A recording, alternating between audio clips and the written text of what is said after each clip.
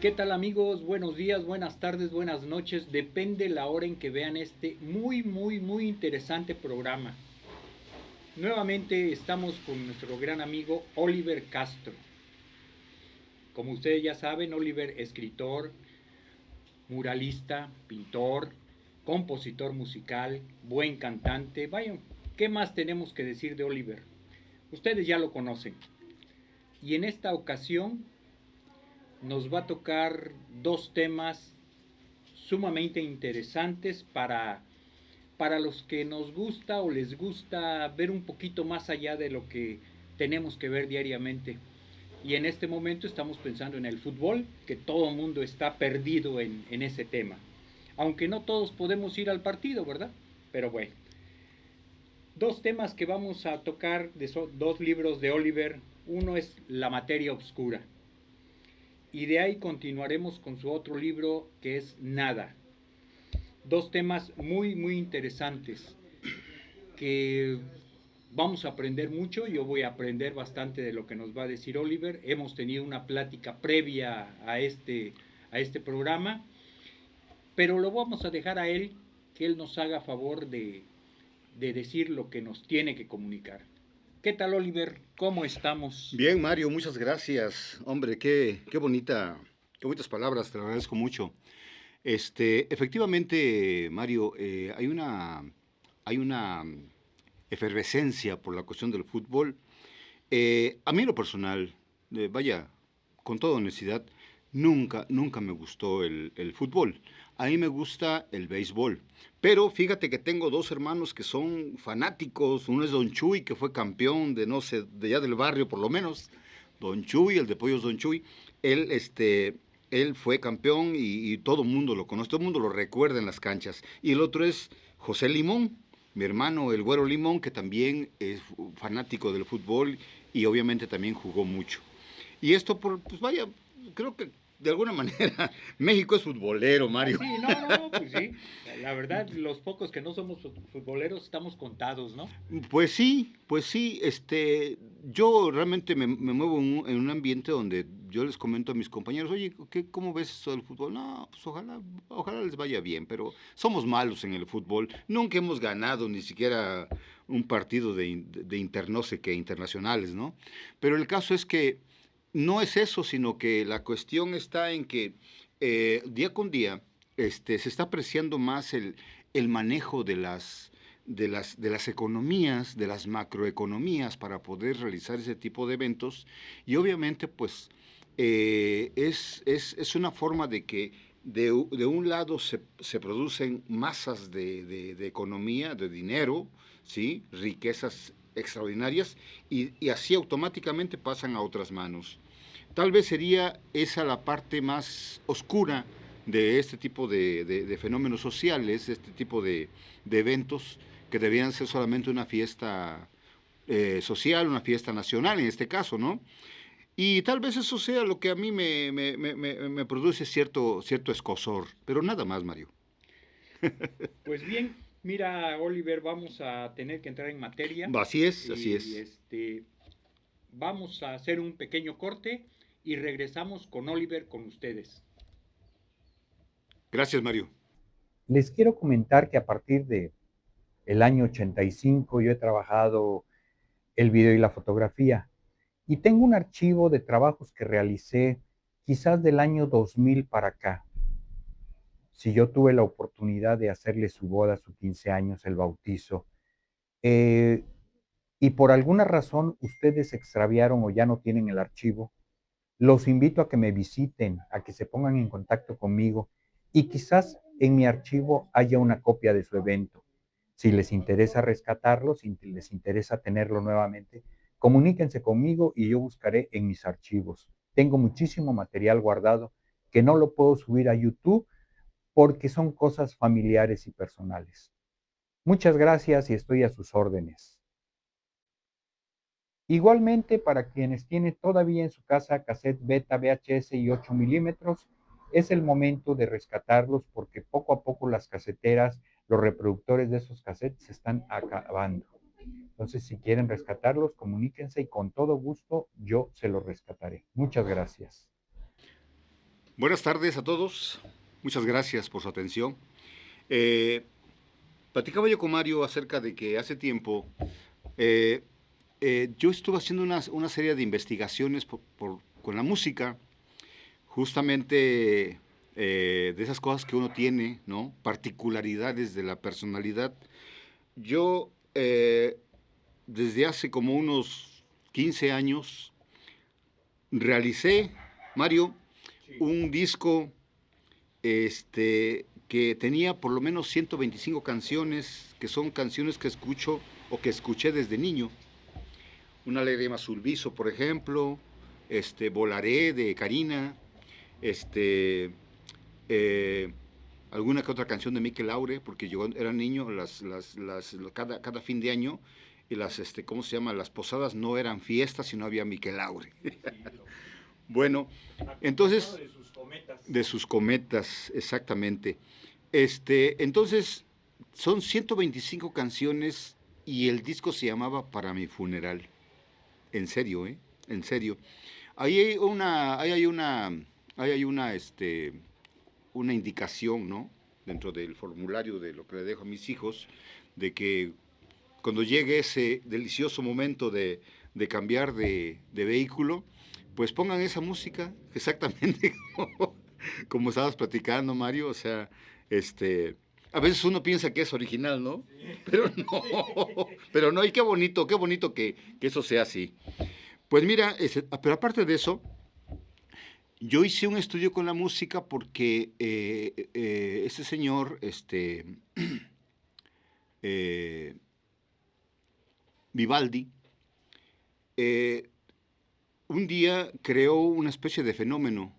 Yo estaba escuchando la música de Vivaldi y de pronto dejé de percibir lo que estaba a mi alrededor para adentrarme en un mundo fantástico, Mario, fantástico. O sea, era un mundo muy hermoso, donde todo cambió.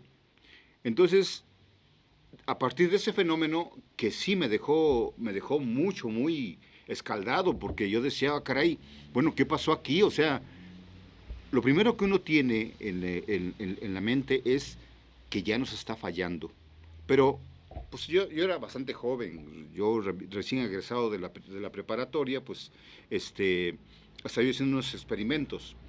Entonces empecé a seguir experimentando con la música, de manera que me daba cuenta que, por ejemplo, si yo ponía canciones, había una canción, por ejemplo, de una Navidad, yo tenía como 12 años cuando don Julio Iglesias cantó esta canción de este, No llores, mi amor. Fue una Navidad que la lanzó al... Y eso, de alguna manera yo ponía esa música, obviamente, pues, en la casa que teníamos, nada más vivíamos mi mamá y yo. Entonces tenía yo todo el día de soledad, ¿no? Ya veía yo a mi mamá solamente en la mañana y en la noche, cuando regresaba del trabajo. Entonces yo hacía mis experimentos y me daba cuenta de que me concentraba, me relajaba, como si estuviera haciendo meditación, y entonces aparecía que mi cuerpo se iba a otro momento, y llegaba el momento, Mario, en que yo olía exactamente lo que había pasado en eso. Y ojo, olía. O sea, yo recuerdo que en mi infancia había algunos aromas en el campo que eran deliciosos. Había unas flores que daban un aroma que ya no he visto, ya no hay leles en Córdoba, ¿sí? Debe haber allá por el rumbo del Río Seco, todo eso, pero ya antes, donde quiera, había los famosos leles, las pomarrosas, por ejemplo, ¿no? Entonces, esos aromas se quedan impregnados en alguna parte de nuestro cerebro. Entonces, ahí empecé a darme cuenta que pasado, presente y futuro están dentro de uno mismo. Eso me llevó a seguir los pasos al CERN, al Gran Colisionador de Hadrones, que está en Suiza. Es un círculo de 27 kilómetros en las orillas de Francia y Suiza. Ahí está, a una buena profundidad, muy necesaria, porque realmente es un material bastante peligroso. La gente no saben el peligro que conlleva trabajar con ese tipo de material. ¿Por qué razón? Porque lo que se están violentando allí son los choques moleculares, no, atómicos, ¿sí? Entonces, se supone que están buscando el bosón de Higgs, ya lo encontraron, ya encontraron tantas subpartículas que ya el mundo cuántico ya es otro mapa. Ya quedó obsoleto lo que teníamos. Pues más que nada, más que obsoleto, ya abrió la caja de Pandora para encontrarnos en un mundo altamente peligroso, Mario. Porque, ojo, el Big Bang, que algunos dicen que es el Big Crunch, bueno, el Big Bang nació de una aparente partícula mínima y de ahí hizo la gran explosión que hasta este momento ha creado un universo que sigue en expansión, ¿sí? A partir del momento en que se hace esa explosión, esa macroexplosión, aparece la materia oscura. La materia oscura se supone que es el pegamento de los universos. Obviamente, Albert Einstein, él nunca aceptó la existencia de la materia oscura, pero cuando se hicieron algunos ejercicios, algunos experimentos con la luz, es cuando cayó él en la cuenta que efectivamente había esa cantidad de materia que era la que distorsionaba los haces de luz, ¿no?, que utilizaban para sus experimentos. Obviamente con eso pues ya se descubrió un nuevo ¿cómo te diré? Una nueva cantidad de sistemas planetarios, ¿no?, en los cuales ya incluimos, por ejemplo, las enanas marrón, y incluimos los hoyos negros, ¿sí? Entonces, todo ese tipo de cosas que suceden allá arriba, ojo, volvemos otra vuelta a la cuestión de las leyes. Lo mismo que estás pasando ahí arriba, pasa aquí abajo, en el mundo cuántico, en el mundo minúsculo, ¿sí? Y por supuesto que, vete tú a saber, se dice, por ejemplo, que cuando una persona es demasiado enojona, tiene demasiada amargura en su corazón y se deja llevar por sus emociones, invariablemente va a contraer un cáncer, ¿no? ¿Qué es un cáncer? Pues en realidad es una pequeña célula, es algo tan minúsculo que no se ve a simple vista, pero de pronto desarrolla un potencial y empieza a crear continentes de las mismas células, de manera que invaden todo el organismo. Algo así puede suceder en el universo, Mario, que puede cambiar radicalmente la existencia de de todo lo vivo. Todo lo vivo, porque yo estoy convencido de que así como nosotros tenemos un planeta tan hermoso, deben existir otros planetas igualmente hermosos en alguna parte. No sé si haya vida como hay aquí, pero puede ser otra clase de vida, ¿no? Dentro de ese contexto, yo escribí un libro que se llama La materia oscura, precisamente porque me daba cuenta que venía un cambio muy fuerte, muy radical, y por eso te platicaba yo acerca del Kali Yuga. La Kali Yuga en realidad es una tirada de dados, es una cuestión de que puede pasar algo muy bueno o bien puede pasar algo muy malo. Y pues no hay otra respuesta más que las consecuencias, Mario. Así como ha vivido la humanidad durante 2000 años, anteriormente pues existía algo que se llamaba el honor y el poder de la palabra. Un hombre podía ir y él decía, por mi palabra, quiero que me prestes esto y yo te lo pagaré religiosamente, y lo hacía porque estaba el honor de su familia, ¿sí? Actualmente eso se ha ido desvaneciendo, se ha ido cambiando, se ha ido perdiendo ya esa nobleza, y entonces ha cambiado mucho las cosas, de manera que ahorita pues cualquier individuo pues puede incluso dañar, lastimar a otro por quitarle lo que tenga. Eso es terrible, porque todo tiene una consecuencia, Mario. Y entonces, yo he llegado a pensar, ¿no?, que tantos animalitos que van al matadero son vidas. O sea, por ahí alguna persona me preguntaba, oye, ¿para ti es tan importante la vida de un gato o de un perro igual que una persona? Y era una pregunta bastante capciosa, ¿no? Entonces le dije, mira, para mí la vida de una hormiga es importante. Ya con eso espero que le haya dado una buena respuesta. Posteriormente de esa cuestión de la música, de esto que empecé a experimentar, realicé un disco que por ahí existe todavía porque hay un doctor que tiene una copia de ese disco. Ese disco era para controlar la ansiedad. Era un disco que tenía que ser oído no mayor de 8 de punto 8 de sonido para que no afectara, sino que al contrario, tenía que ser casi como un susurro para que entrara al subconsciente. Y realmente funcionó. Varias personas que yo les di ese disco me dijeron, oye, sí funciona, me siento bien, ha cambiado mi forma de ser, mi forma de pensar, lo que tú dices, lo que estableces y la forma en que lo dices. Y decían, probablemente también sea el sonido de tu voz, ¿no? Eso grave de tu voz tiene algo que me ayudó a funcionar. Bueno, pues a mí me parecía todo eso, yo me sentía como un chamaquito en hora del recreo, porque digo, no hombre, pues de aquí vamos a experimentar otras cosas. Posteriormente, estaba yo estudiando acerca de lo que sería la materia oscura, pero la transformación de la materia oscura, porque se supone que en algún momento nosotros tuvimos algo que ver con Saturno.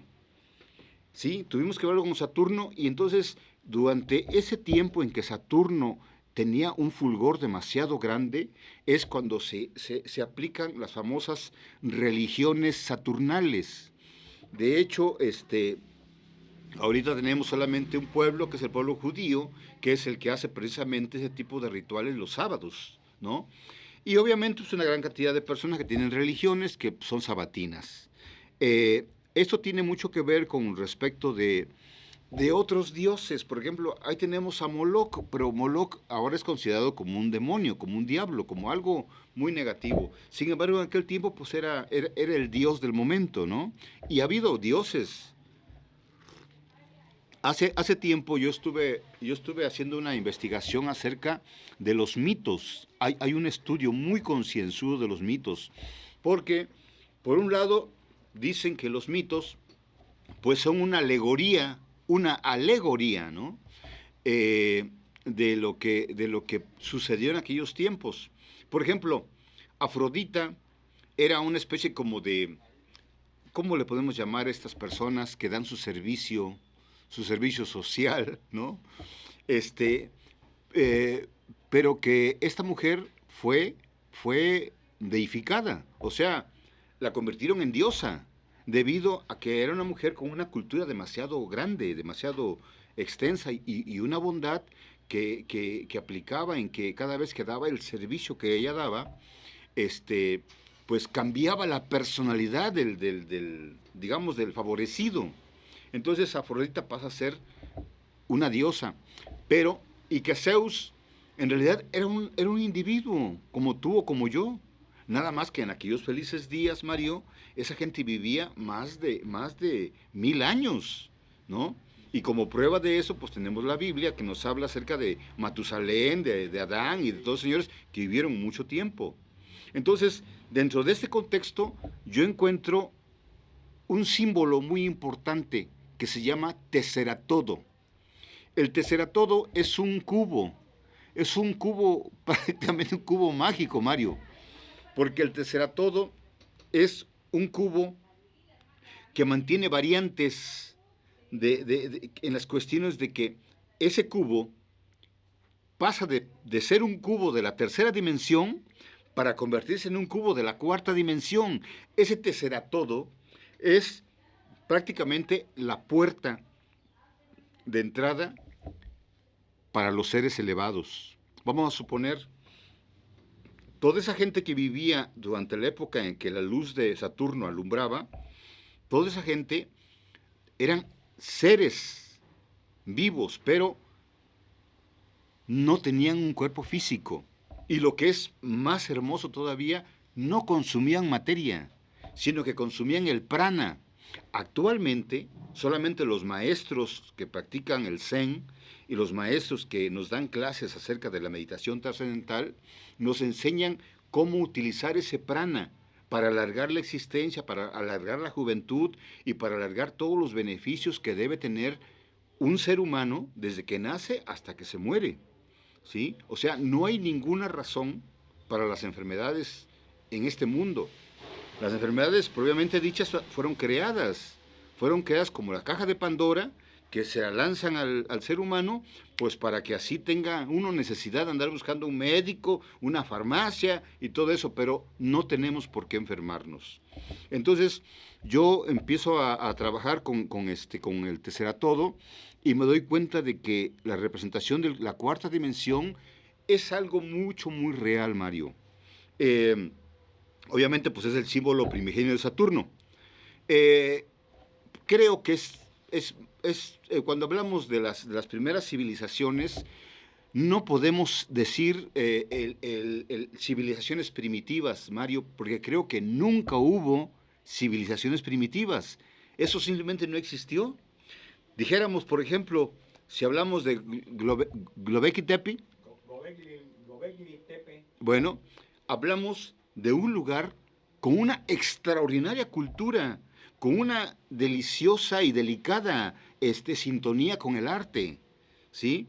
Pero que fue sembrada, que fue cubierta, que fue guardada, ¿sí? Porque era necesario, porque era tan grande el conocimiento que ahí había que le podía hacer daño a los seres pues ya infectados por esta cuestión de las riquezas, porque yo no veo la necesidad de tanta riqueza más que como una infección. O sea, una persona que no se llena con $1,000,000,000, con 100,000,000,000 de dólares, entonces tiene una enfermedad muy grave, ¿sí? Porque les está robando la oportunidad a los demás seres vivos de participar de esa bondad de la riqueza. Pero bueno, cada quien es libre de hacer lo que quiera con su vida, ¿no?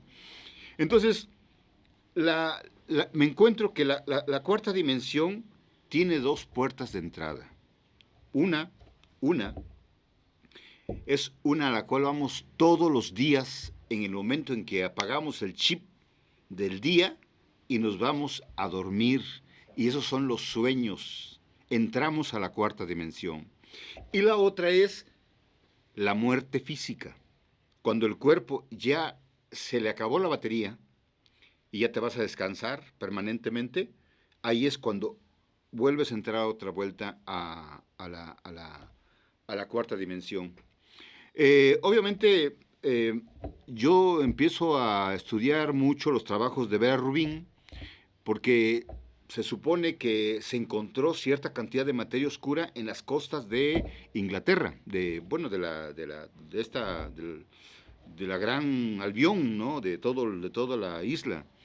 Y allí es donde encuentran la materia oscura y la empiezan más o menos a cualificar, ¿sí? Todavía no conocían cualidades, ¿no? Empiezan a ver cómo funciona y qué es. Posteriormente, Vera Rubin se da cuenta de que hay una relación con respecto de los aspectos del crecimiento desmedido del universo con respecto de la materia oscura y que era muy importante, ¿no? Pero también se habla de que en algunos momentos la materia oscura constantemente está atravesando el planeta. Pero sucede que también cambia las frecuencias, Mario, de los seres humanos, de manera que en algunos los radicaliza, de manera que los convierte prácticamente como en animales, excesivamente primitivos, y sacan de su hipotálamo, sacan de su parte más primitiva, sacan lo peor que pueden tener. Entonces, son las temporadas en las que hay demasiados, pues digamos, daños hacia la vida humana. Entonces, la materia oscura, yo dentro de mi libro hablo precisamente del cambio radical que puede ocasionar la llegada de la materia oscura al grado de que puede hacer que el mundo total se radicalice y empiece todo el mundo a ver que hay demasiados ovnis, que hay demasiados seres que están escondidos en las esquinas y que se empiece probablemente a despertar una psicosis generalizada, de manera de que pueden ver a su vecino, a su pariente como un ente, como una cosa dañina, Y ya luego se dan cuenta, cuando ya hacen el daño, se dan cuenta de que no era así, ¿no? Es como nos pasaba de niños en la noche, ¿no? Que pues un suéter que dejaste sobre la silla era un canijo monstruo que te estaba mirando. Y tú levantabas la cobija y dices, no, ahí está, ahí está. Y tenías ganas de ir al baño, pues dices, no, no voy. Bien, eh, esta es una introducción de lo que es la, el libro La materia oscura, pero que conlleva a una obra que se llama Nada. Decía un maestro sufí que todo proviene de la nada y todo, tarde que temprano, vuelve a la nada. Yo, sinceramente y con todo corazón, yo le dedico este trabajo a dos ilustres amantes de la verdad, que es este gran señor, don Andreas Faber-Kaiser, autor del Muñeco Humano, y su otra obra, Cristo vivió y murió en Cachemira. Andreas hizo varios libros. Es considerado como un escritor maldito. La definición de un escritor maldito es porque prácticamente no existe ninguna editorial que quiera publicar su obra porque precisamente no es una obra que engañe, no es una obra que embabuque a los demás, ¿no? No es una obra que nos haga pensar en esos tejidos rosa o en esas cúpulas rosa donde uno se mete para ya no ver las cosas feas que pasan alrededor de la vida. No, Andreas siempre eh, destruyó mitos. Él fue a Cachemira precisamente averiguar qué es lo que había pasado con respecto de ese Jesús que dicen que murió allá.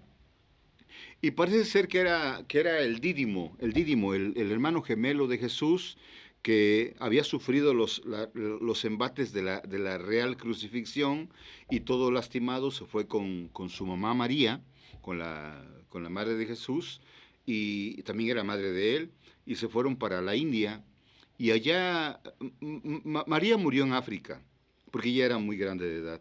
Y este señor, el Jesús, o el Dídimo, llegó hasta la India, pero como llevaba toda la intención, toda digamos, la carga, digamos, del sentimiento que expresaba Jesús de Nazaret, pues llegó allá y cautivó a esa gente.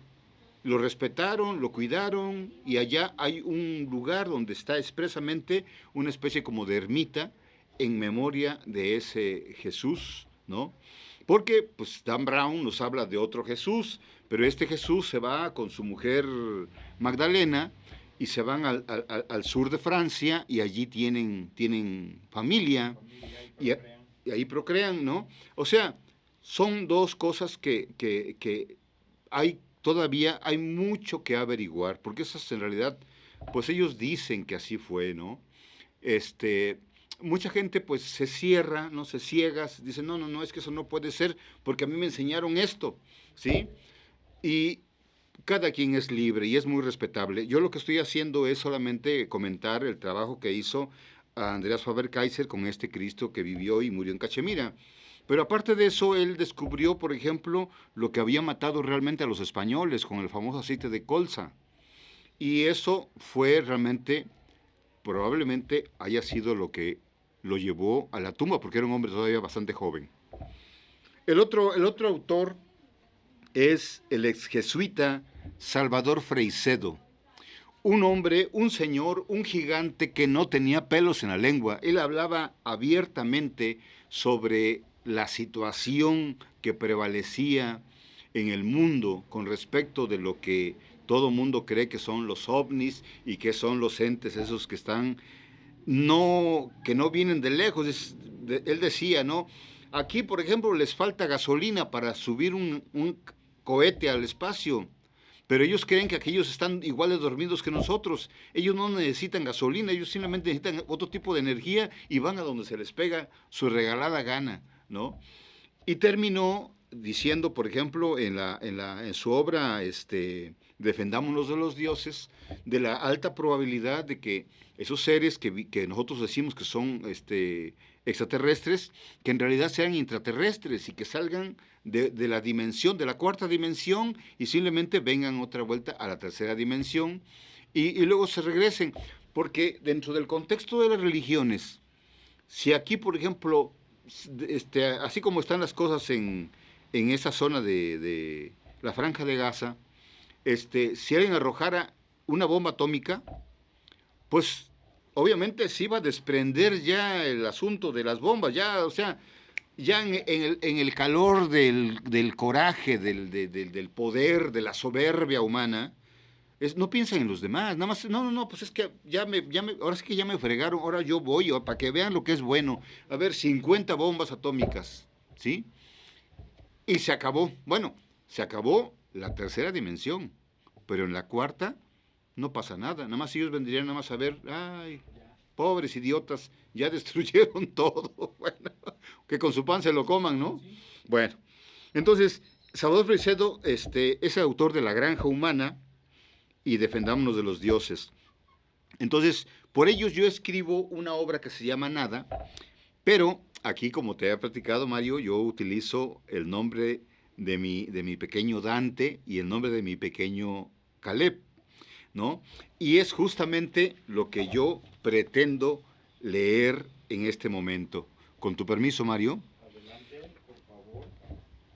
Nada.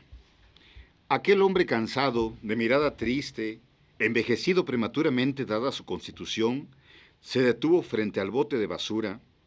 Había observado que arrojaron dentro de él un pedido completo de hamburguesas y 2 latas de refresco apenas abiertas. Sacó una lata y contenía suficiente líquido.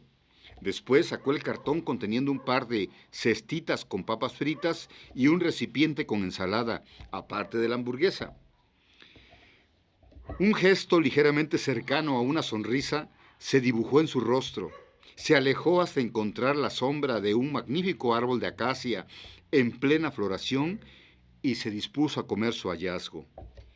En la zona centro del estado de Veracruz, durante estas fechas de mayo, el campo y la ciudad se cubren de hermosos colores, naranja, violeta y el magnífico esplendor de las bugambilias en una amplia gama. Esa temporada habían llegado puntualmente las lluvias y las montañas aledañas estaban coloreadas de todos los verdes posibles que pueda pintar un pintor. Esto es tomado de un verso de la hermosa canción de la Cordobesa. Hago la acotación. La siempre cambiante floresta de la región ofrecía una compleja muestra de alegría desbordante del campo y de su gente. Las tardes eran frescas y la lluvia una invitación para degustar el delicioso café que ofrecían las fincas en las montañas y que dejaban vagar los recuerdos en las deliciosas horas familiares.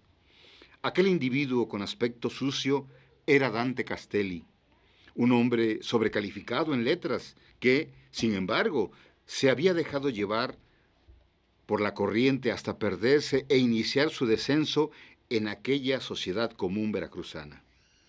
La brillantez de su trabajo de investigación lo había colocado en inmejorable estado social, en donde parecía que era su vida permanente. Pero el amor, ay, el amor, ese lamentable y tan necesario mal del corazón, lo hundieron hasta la coronilla en los pantanos de la indolencia y se bebió toda su voluntad en vasos de aguardiente y allí, en el fondo de las copas, se encontró con la impertinente decadencia del vicio. No volvió a ser él mismo y así subrayó que terminaría su vida. Pensó terminarla como muchos otros que deciden participar el resto de su existencia formando parte del llamado Escuadrón de la Muerte. La muerte de su madre, antes de que cumpliera los 20 años, lo transformó en un joven frágil y silencioso.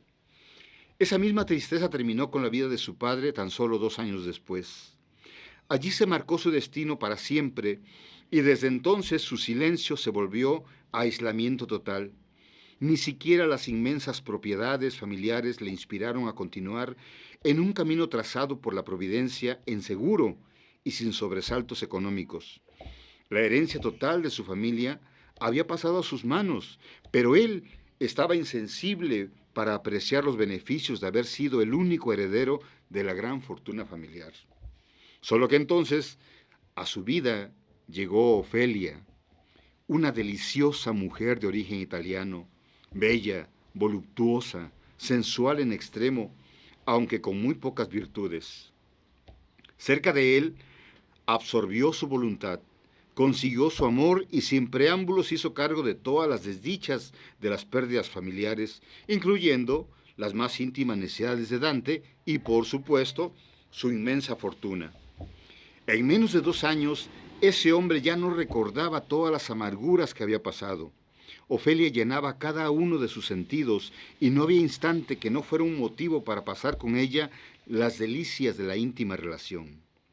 Mientras tanto, en el ámbito profesional, había logrado colocar algunos libros de su investigación sobre el comportamiento humano en las mejores librerías de varios países y prometía ser el inicio de una carrera literaria en ascenso y con frutos económicos muy grandes. Pero lo impensable sucedió. Aquella pareja parecía estar unida por un amor sólido, aunque ciertamente basado en el gran patrimonio de él. Pero resulta que siempre no fue así. Un mal día llegaron a la orilla de alguna de sus amplias fincas los carromatos de húngaros. Pronto, en las comunidades y en varios lados de la ciudad, aparecieron mujeres blancas de ojos azules, vistiendo gasas de colores y pañoletas en la cabeza, rondando el caserío, buscando gente para leer la línea de las manos y haciendo suertes en las mentes ingenuas, con la fortuna que prometían invariablemente.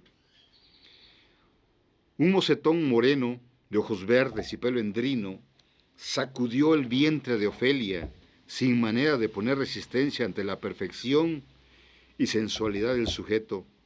Así que, otro mal día, con la distancia que habían puesto los carromatos, también se había alejado la única razón de vivir de Dante. Entonces ya no se devolvió a la alegría de la vida. Perdida toda razón de vivir, no faltaban los oportunistas que inmediatamente le ofrecieron centavos por las ricas tierras de su propiedad, aunque nunca vendió la magnífica casa de sus padres y era legítimamente suya. Llegaron algunos parientes a ocuparla, ayudándole de esta manera con gastos que ni le interesaba cubrir ni había pagado por mantenimiento y contribuciones. Ya nada le quitaba el sueño. Desde varios meses a la fecha, dormía donde le llegaba la noche y amanecía por el rumbo del mercado Revolución, tomando café de segunda o de mala factura, comiendo igualmente guisos hechos de sobras o simples recalentados, pero, indudablemente, tratando de consumir la mayor cantidad de aguardiente para sobrellevar ya no la tristeza, ni el odio, simplemente la indiferencia. Muchos sin tierra le habían confiado su amistad que viniendo hacia un hombre deshecho por su propia voluntad, era un símil de confianza. Igualmente en este mundo extraño y bizarro había encontrado más sentimientos libres de intereses y hasta una insólita generosidad. Dante caminaba sobre una hebra floja, desinteresado por mantenerse con vida, la cuerda floja del vicio y el final. Durante una tarde en que permaneció en una cabaña campestre, refugio de los cortadores de café y los asalariados de las fincas, un simple cuarto de 3x3 con techo de lámina de cartón y con un cuadro sobre las tablas a manera de ventana, llegó hasta el interior, no sin antes pedir permiso para entrar, un individuo siniestro, silencioso, muy singular, y en el interior igualmente permanecía callado, liando un cigarrillo de tabaco rudo. Terminado y antes de encenderlo, se lo ofreció a Dante. Este lo agradeció, pero no lo aceptó. De esta manera se comprometió en una plática entre monosílabos y apócopes hasta que se formó, de manera improvisada, una charla más formal, o por lo menos con manera de poder estamparla en el papel. El individuo aquel se presentó de manera que no dejó dudas a Dante que estaba ante una persona con cierta cultura y de buena educación formal. Aunque, ¿qué podría despertar el interés de un hombre sin ninguno? Ah, es tan maravillosa esta energía tan intensa que llamamos vida, dijo el desconocido. No parece que tengas la más mínima razón para exaltar la condición de tu vida, aunque bien sé que no te conozco lo suficiente como para criticar tu entusiasmo, dijo Dante. No lo digo por mí, y menos por ti, que ni siquiera sé quién eres. Pero mirando el campo veo que cada gota de lluvia trae su humilde carga de alegría a las plantas, a la tierra, y yo lo traduzco como vida, una exquisita pero potente energía, dijo el desconocido. Vaya, me da alegría encontrarme con un poeta. La frase estaba cargada con cierta ironía que fue captada por el extraño. Ojalá fuera yo el motivo de esa alegría, aunque fuera tan desabrida y pálida como la tuya, dijo el extraño, mirando la actitud derrotada de Dante, que mientras hablaba permanecía mirando el suelo.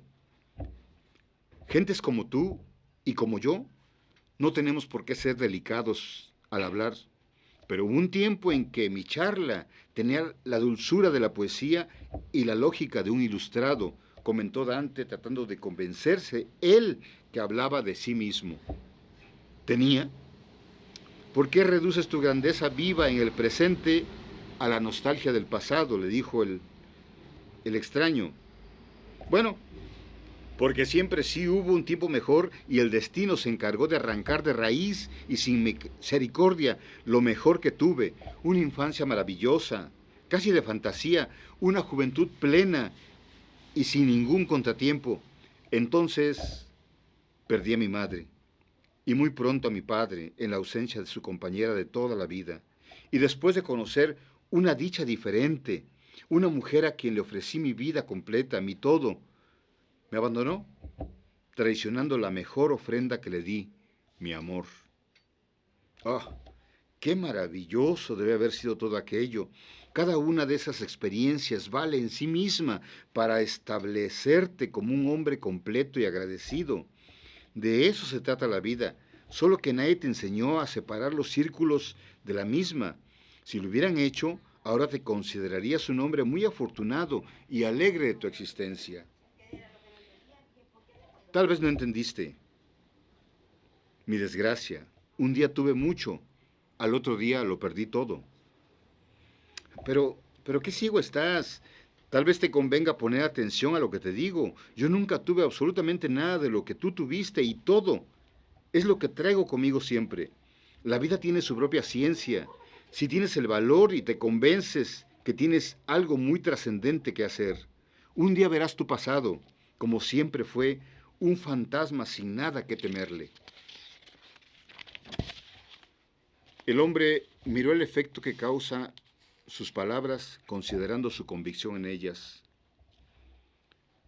Si nunca tuviste lo que yo, dijo Dante, entonces no sabes el infierno en que se vuelve la vida al perder las cosas más valiosas que nos da, o que están con nosotros al parecer siempre hasta que se van. Pero de pronto Dante sintió una profunda necesidad de un vaso lleno de aguardiente, limpió la comisura de su boca con los raídos puños de su camisa, o lo que quedaba de ella. Miró a aquel hombre y le pareció que no merecía su confianza. Pero este hombre extraño le dijo: eres muy afortunado y disculpa que te lo repita, no encuentro otras palabras para describir tu buena suerte. La muerte de una madre es dolorosa, lo sé, pero ella cumplió con su deber, con su presencia en tu infancia y se fue cuando ya eras un hombre. Dios sabe cuánto habría dado por haber tenido una madre. La debo haber tenido, pero nunca la conocí. Eso equivale a lo mismo. Lo de tu padre, tú ya eres un hombre cuando él decidió seguir a tu madre al más allá. Tal vez en el pensamiento de seguirla protegiendo en ese más allá. Y lo de tu mujer, o fue mucho tu mujer, o nunca fue tu mujer. Sin embargo, descubriste los secretos de su intimidad y te llenaste la boca de esa miel exquisita que nos ofrece el amor de una dama. Un gran regalo que te mandó la vida para aquietar los efluvios de tu fiebre triste. Por la pérdida de tus padres, además, te dejaron riquezas y posición y una buena ilustración. O sea, aún conservas mucho más de lo que tienen algunos desgraciados, pero no te has enterado o no quieres enterarte. A mí me parece una ingratitud de parte tuya. Las palabras de aquel desconocido pegaron fuerte en el ánimo desconcertado de Dante. Hasta ahora se le habían acercado oportunistas y falsos amigos para arrebatarle parte de sus riquezas o para cualquier cosa de valor que pudieran obtener con una palmada. Se rascó la cabeza y contestó: no sé qué pensar, no sé qué decirte, creo que tienes razón. No había visto mi situación de esta manera. Sentí que simplemente se me secó el corazón y los ojos. Tal vez ya no quiero volver al pasado, ni consentir que cosas del pasado me sigan importando o me importen un poco o mucho aún. No existe el pasado, lo que tú continuamente recuerdas y te das el presente es tu versión actual de aquello que consideras ese pasado. Allí te haces víctima. Todo ese dolor es tu patrimonio y parece que lo atesoras como si tuviera mucho valor. Pero tú debieras tener ese valor que le das al pasado, porque hay que ser muy valiente para enfrentarte a la vida presente, al presente, a esta extraña experiencia que llamamos realidad presente. La vida es una energía maravillosa y hay que agradecer continuamente por ese prodigio de estar vivos. Cada bocado puede matarte, cada racha de aire frío puede enfermarte. Hay bacterias, microbios tan diminutos que son un peligro muy poderoso a la vida. Y sin embargo, con todo pronóstico en contra, estamos vivos. Es algo fantástico. Ahora, a Dante le parecía que tenía la fortuna de estar ante un hombre digno y excepcionalmente despierto. Continúa, por favor. Tus palabras están fortaleciendo una sección desconocida de mi mente. Y el desconocido le contesta: debe ser tu subconsciente. Ese hermano gemelo tan difícil de convencer, pero si un día logras hacer equipo con él, entonces te volverás invencible. Sí, eso debe ser. Él, debe ser él. Dante había levantado la cara y miraba a los ojos a aquel extraño. Aprovechate de su presencia, únete a él como si fuera tu ángel de la guarda, pídele consejo y más luz para alumbrar el estrecho y oscuro sendero de tu tristeza. O sin más, manda al diablo esa tristeza que te está consumiendo. Amigo, vive plenamente, arriésgate a recibir todo lo que es tu derecho. Entonces, como una película de velocidad acelerada, se devolvieron a sus ojos los cuadros más importantes de su pasado, ese pasado al que bien podría haber renunciado, pero sintiendo que era mucho lo perdido, creía que solo ese pasado tenía algún valor mucho más grande que todo lo demás. Decidió continuar con su vida, pero ya tenía un objetivo: deshacerse de todo aquello que jamás dejó de dolerle, pero se aferró a un compromiso personal que abrillantó la fuerte constitución de su personalidad y se apoderó de conocimientos extraídos de todo ese pasado. Dante Castelli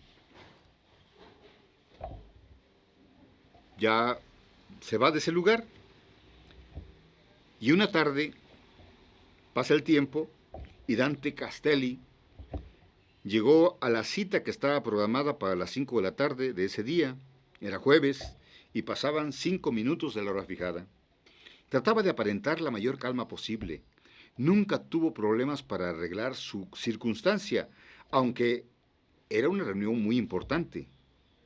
Lo era. Así lo reconoció posteriormente. Era muy importante para ellos. Él siempre estaba navegando en la incertidumbre y el temor hasta ahora. Entró con ese tumbao que usan los de arriba, los de mero arriba. Un par de chicas muy atractivas rápidamente lo tomaron de ambos brazos y sonriendo profesionalmente se adentraron desde atrás del escenario hasta el proscenio, muy cerca de los límites de este.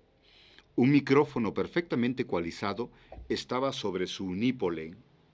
Con total seguridad, tomó el micro y dando unos pasos al filo del proscenio, hizo como que reconocía a varias personas, lanzando saludos hacia la primera fila, y un murmullo se escuchó en la sala atiborrada de espectadores. Entonces se dejó escuchar su potente y bien timbrada voz de locutor experimentado, y él reconocía muy bien el efecto que su voz ocasionaba en el público en general. Buenas tardes, a todos los presentes. Les anticipo mi agradecimiento por su gran paciencia. Sean todos bienvenidos a la tercera conferencia sobre los temas secretos de la ciencia de la existencia humana. Todos ustedes, sin duda, son los elegidos, escogidos cuidadosamente de entre la masa total de esta gran población. Cada uno, sin duda, sabe perfectamente la razón de su presencia en esa tercera plática de iluminación. Todos están perfectamente identificados y sus datos se encuentran en los registros que mis colaboradores han instituido por su participación. Los felicito. De ninguna manera fue fácil conseguir una butaca en este gran salón si no fuera por sus antecedentes muy cercanos a la pulcritud que requiere una agrupación que aspira a llevar las riendas de las sociedades del nuevo milenio. No tengo límites para explicarles, para orientarlos y guiarlos por el sendero de esta iluminación científica. Deseo firmemente que ustedes sepan valorar este regalo que hacen mis patrocinadores para su crecimiento personal. Al iniciar mi soliloquio, uso la palabra dicha en mi voz, emitida de mi garganta. Esas palabras nacieron en mi cerebro como un chispazo de energía, como una idea fugaz pero viva, como estrellas que cruzan los linderos del gran espacio cósmico con dirección a sus oídos, y he aquí el resultado. Ustedes me están oyendo, y no solo eso, estoy seguro que me están entendiendo perfectamente, ya que todos estamos, por esta ocasión, comunicándonos en el idioma español. La palabra expresada, esa magia nacida de mis células cerebrales, tiene que recorrer, dar un paseo por mi corazón para nutrirse de la fuerte emoción que siento por la humanidad. Y cada idea se va sembrando como una tierna semillita, pero con poderosas intenciones de vivir, de desarrollarse en cada uno de ustedes, de germinar y crecer para un día den frutos sanos, nutritivos y deliciosos que cumplan la función de alimentar integralmente su Ka-Ba-Aj, espíritu, mente y cuerpo. Sea entonces lo que tengamos que sentir juntos con estas reuniones y puede ser lo más valioso que ustedes experimenten en toda su vida y que transformará positivamente su vida futura. La mecánica siempre está organizada en primero, ustedes escuchan atentamente. Solo en el caso de que no oigan bien o no entiendan perfectamente alguna de mis ideas dichas con palabras, pueden ustedes hacer una pregunta. Pero lo más organizado será que ustedes pregunten al final de escuchar mi ponencia. ¿Queda claro? Dijo esto con más potencia en su voz y el público coreó un sí bastante convincente del control que tenía en el escenario. Dante Castelli había llegado a la zona centro del estado de Veracruz predicando esquemas educativos para jóvenes y niños, pero su buen oficio de orador y la hipnótica personalidad que poseía lo habían encumbrado a una autoridad sin condiciones. Rápidamente logró una posición social que nadie le envidiaba. Parecía que todo el mundo estaba complacido con su presencia y muchos se aplicaban con fe para obtener su amistad. A veces había grandes muchedumbres tratando de escuchar sus palabras. Nunca hablaba de religión, mucho menos de política, y ello le había originado magníficos beneficios. En realidad, no necesitaba mostrar ninguna preferencia por cualquier credo o en el escenario global. La mayoría de los cultos mostraban una decadencia evidente e insalvable. 2 milenios de cháchara aparentemente piadosa, sin ninguna o poca garantía de un paraíso que se esfumó del espacio de los crédulos, y el resultado escandaloso de abusos a menores, de riquezas ilimitadas de los líderes y la cruenta historia de algunas iglesias habían agotado el venero. Al principio parecía un océano de bondades ilimitadas. Tenía presente que todo nace, crece, se desarrolla un poco y muere joven o simplemente envejece hasta sobrevivir en la decrepitud por menos tiempo. En esos momentos hablaba de un mundo de frecuencias que iniciaban con las palabras. Siempre la palabra oral o escrita tenía la magia suficiente para crear, para curar, para transformar el entorno y a las personas, pero no solo lo decía, lo demostraba y ese era su gran éxito. Juntaba los argumentos suficientes y los elevaba al nivel de la energía medicinal, curando a varios de los presentes de muchas enfermedades, sobre todo siendo psicosomáticas. Practicaba un ejercicio basado en la teoría del amor unificador, resanador de heridas del corazón y del alma y curativo de las dolencias en general. Tenía el atractivo total de líder carismático y lo usaba delimitando perfectamente hasta cuándo y hasta dónde le correspondía. Jamás prometía algo en cuanto se le proponía un reto, simplemente lo resolvía y algunos retos parecían insuperables. Y sin duda, señoras y señores, el universo es mental. El universo, como una imagen extraída del orden cósmico, se rige desde la aparente insignificancia de un átomo. Esos diminutos universos mueven en su apariencia minúscula, los patrones que rigen a los astros allá en el macrocosmos. No hay manera de tildar esta simbiosis frecuencial de banal o intrascendente, mucho menos de ilusoria. Nuevamente pasa un poco de tiempo y en este momento él está haciendo una introspección. Estoy pasando un momento conmigo mismo. Quedé cautivado de cuanto está sucediendo frente a mis ojos. Creo que nunca dejaré de ser un simple espectador. Lo sé y no me inclino por otra intención. La vida simplemente es muy hermosa. Merece ser observada minuciosamente de ser posible. Si el cielo o la fracción que le corresponde a este punto geométrico incluyen no solo un propósito, sino una completa gama de sueños, de fantasías y todos los sinónimos creativos que nacen en la mente. También en el cielo transitan las fuertes ideas de volar dentro de todas esas posibilidades y para ello uso a las nubes, mis consentidas y fantasmales formas de vapor y energía. Convenientemente para la imaginación, ya que allí transitan las delicadas pero poderosas frecuencias, en el infinito azul que se muda en los colores primarios y secundarios del arco iris, mostrando el complejo pero delicioso poder del color y sus actos. Entonces, ya no me interesa en dónde está la sensibilidad ajena.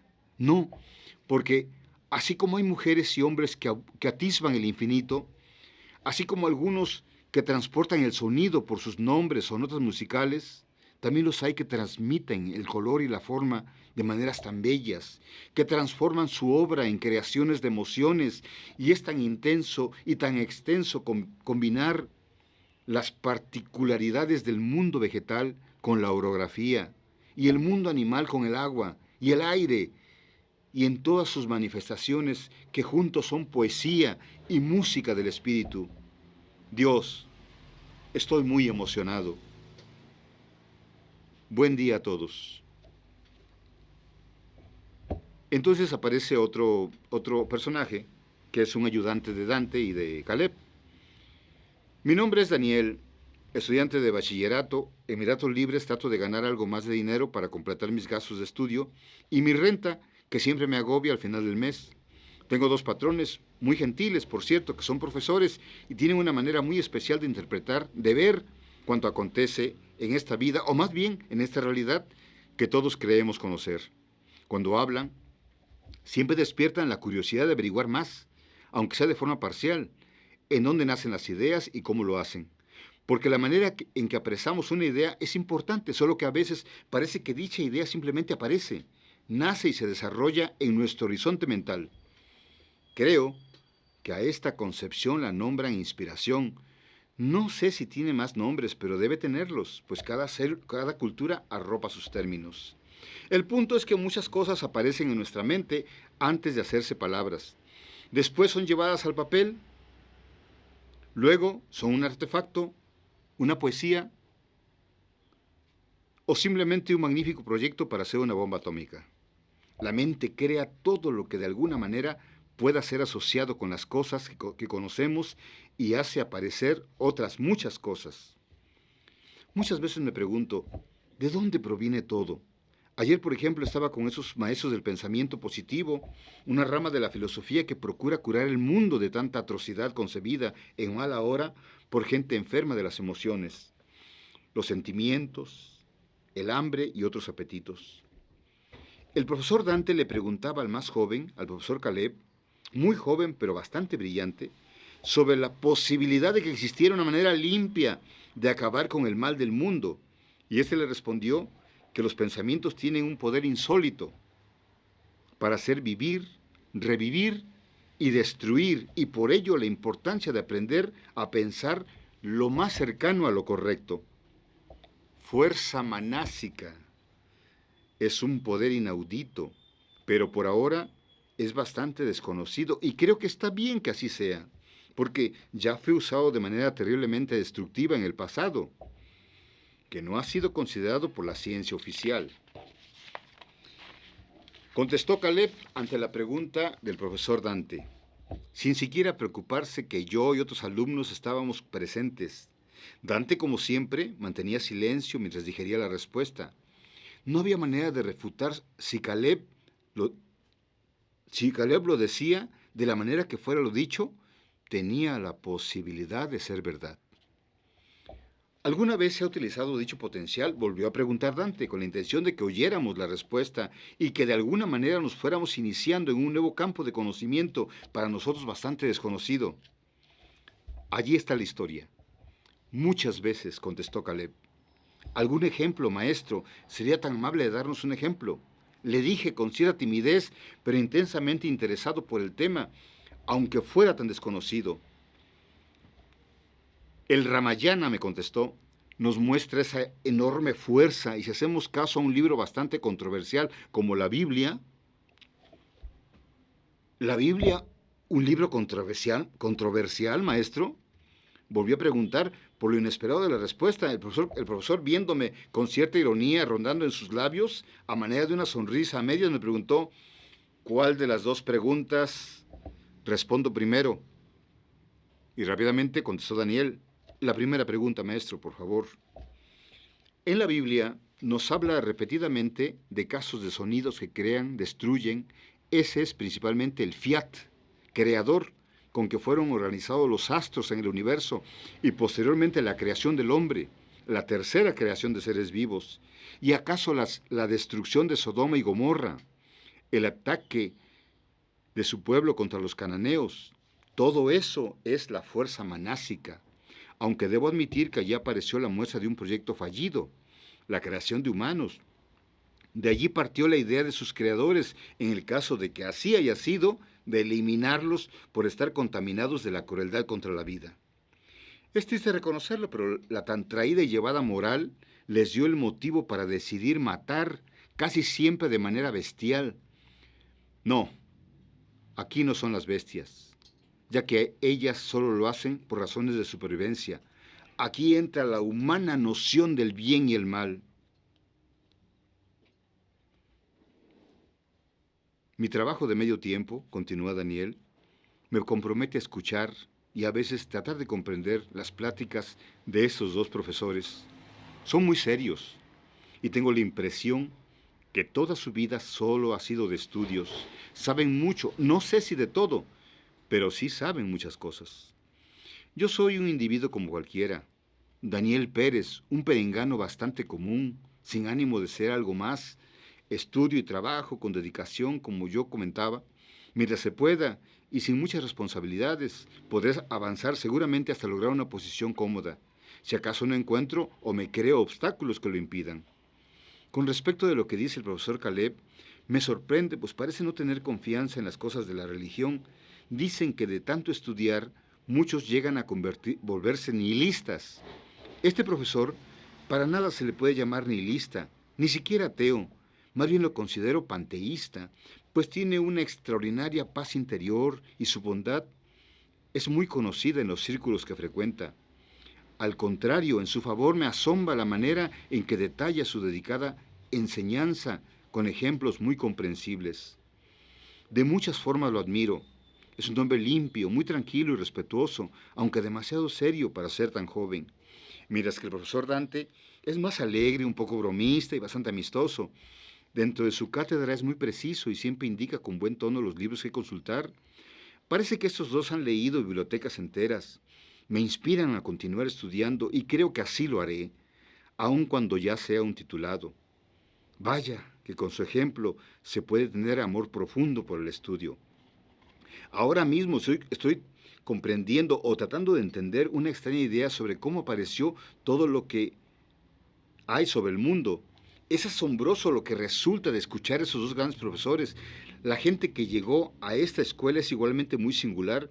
Parece gente rica, decididos a conocer los secretos de la ciencia y no sé, tal vez algo más que ciencia. Por eso y otras cosas considero que jamás podré ponerme a su nivel, pero mientras tanto abro mucho los ojos y pongo la atención suficiente para aprender todo lo que escucho. Y estos dos son muy generosos y no me niegan ninguna explicación, aunque siempre entienden con delicadeza que no soy de su nivel académico, ya lo dije. Tengo muchos pequeños problemas que resolver como para poder abrir mi mente por entero a sus conocimientos. ¿Cómo me gustaría tener dinero para dedicarle el tiempo completo a estudiar?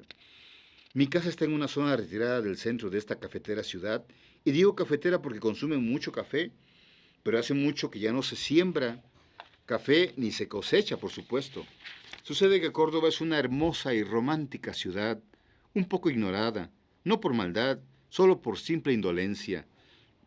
Pero la ignorancia es infecciosa y contaminante. Parece que a la gente apática solo la mueven los motivos por sobrevivir y en el caso de los que logran encumbrarse, por esa misma ignorancia, solo engordan en su físico y en su soberbia. Pero muy poco entienden la importancia histórica y monumental del sitio en que viven. Ahora el profesor Dante muestra una idea, la expone y pide a los alumnos que la traduzcan con sus propias palabras. Un día encontré que poesía y amor son matemáticas sin más, dice Dante y hace un silencio indagador. Es un poco complicado unir ambos conceptos con un tercero, pero 1 más 2 son 3. Aparecen los elementos, arte sublime de aplicar ritmo a las palabras para hacer musical lo escrito.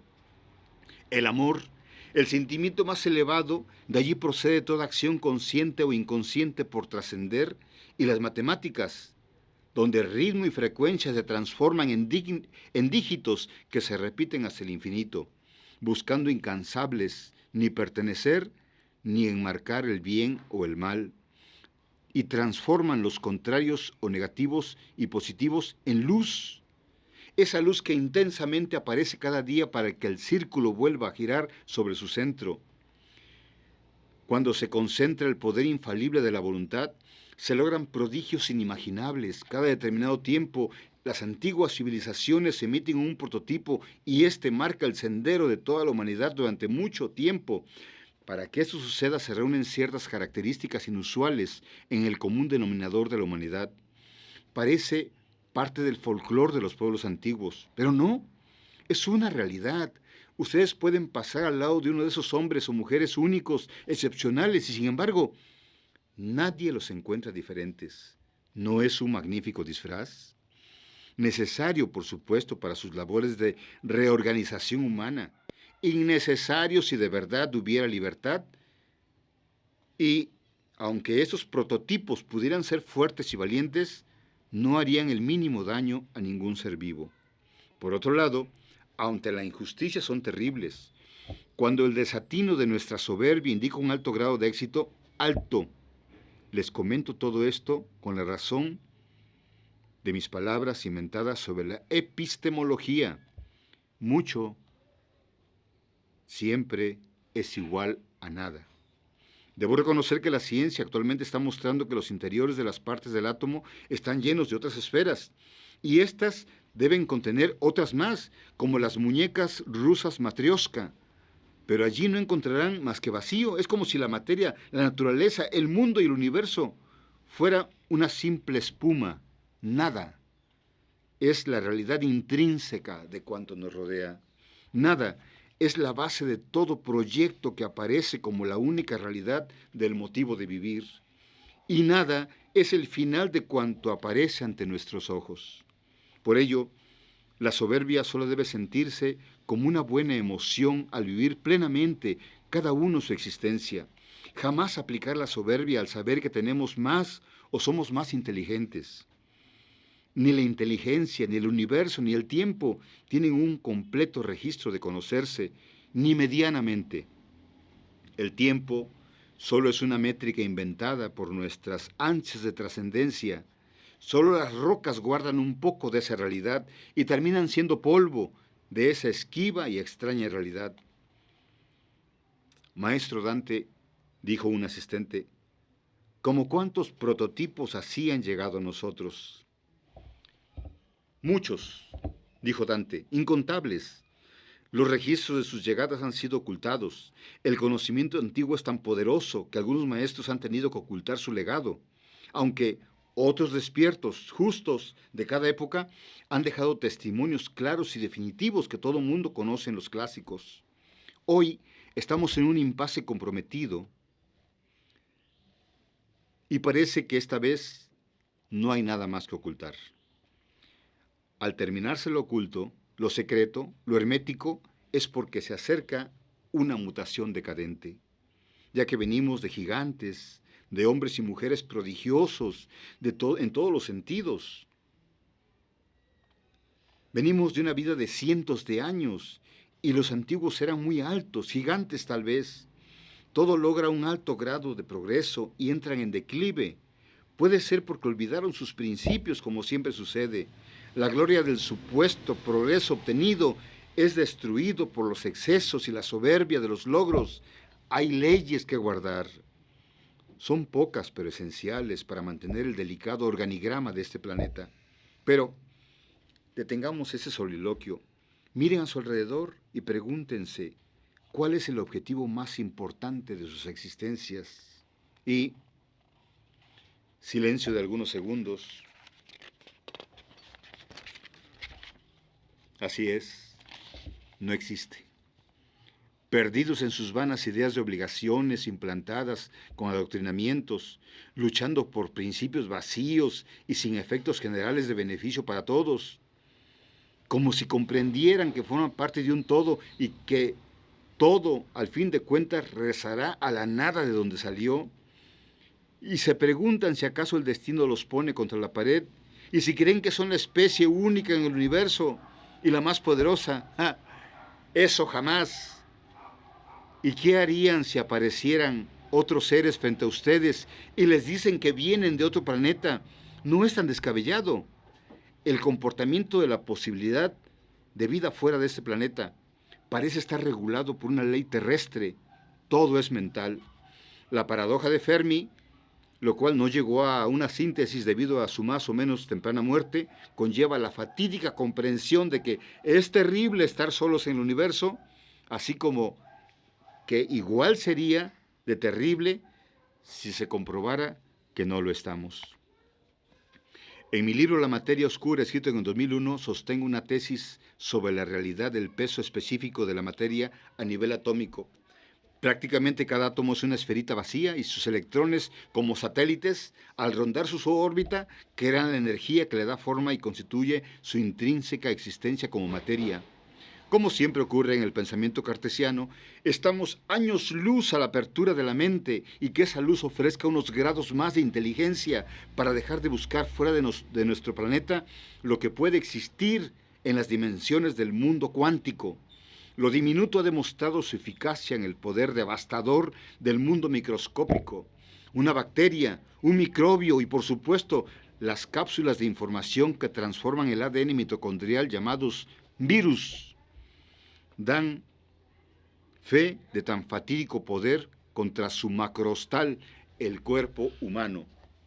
Nuevamente me remito a la profundidad, a veces incomprensible de las leyes, por lo menos terrestres o llamadas herméticas, que son como un auténtico principio de sabiduría contra la cuadrada idea de las religiones. Como es arriba, es abajo. El día que comprendamos el microcampo cuántico, tendremos, si no todas, sí tendremos muchas respuestas del supuesto muy lejano destino de quienes nos visitan periódicamente y o aparecen como fantasmas debido a las fallas involuntarias o accidentales de nuestra ciencia enana y obstinada. Pero bien, no vamos más lejos. En la vida sobre la Tierra hay casos incomprensibles.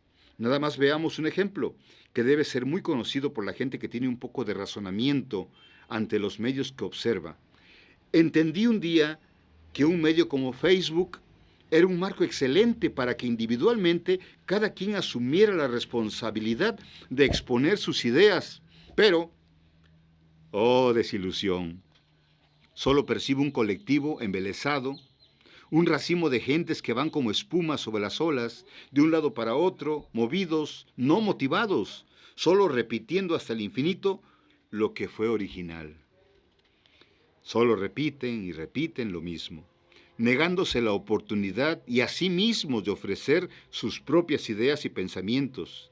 Indudablemente, es algo respetable y nadie puede cambiar al mundo, y menos aún podemos librar al mundo de los adoctrinamientos y peor aún de los estereotipos, sin duda. Charles Darwin se equivocó con respecto de una supuesta evolución. La gente no solo no está evolucionando, sino que está en plena decadencia. Y veamos el Facebook. Este medio es un magnífico calificador de la ausencia de cualidades. Adiós, sueños de progreso. Comamos y bebamos mientras el lejano mundo arde. La vida es un mosaico de claroscuros. Pasan cosas muy hermosas, algunas hasta mediocres que prefiero ni recordar. La vida es un mosaico y, por supuesto, cosas difíciles, no precisamente malas, pero a veces un accidente puede dejar muy malos recuerdos. Por eso es algo maravilloso vivir el presente. Del pasado ya ni quejarnos sirve. Nunca sirvió de nada quejarnos, nunca hubo quien nos oyera, y por ello decidí estudiar los aspectos de la maldad en la que de lo que nos sucede, ya que toda acción tiene una reacción.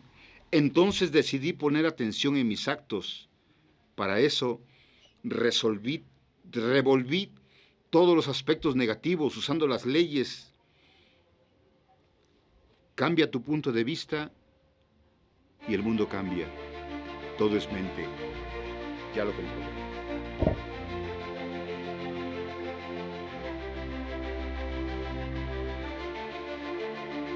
Así es, Mario. Pues Oliver, muchas gracias por esta amena plática para cerrar este programa de este día, y esperamos vernos en la próxima. Cómo no, Mario, muchas gracias a ti. Gracias a ustedes. Un saludo para todos.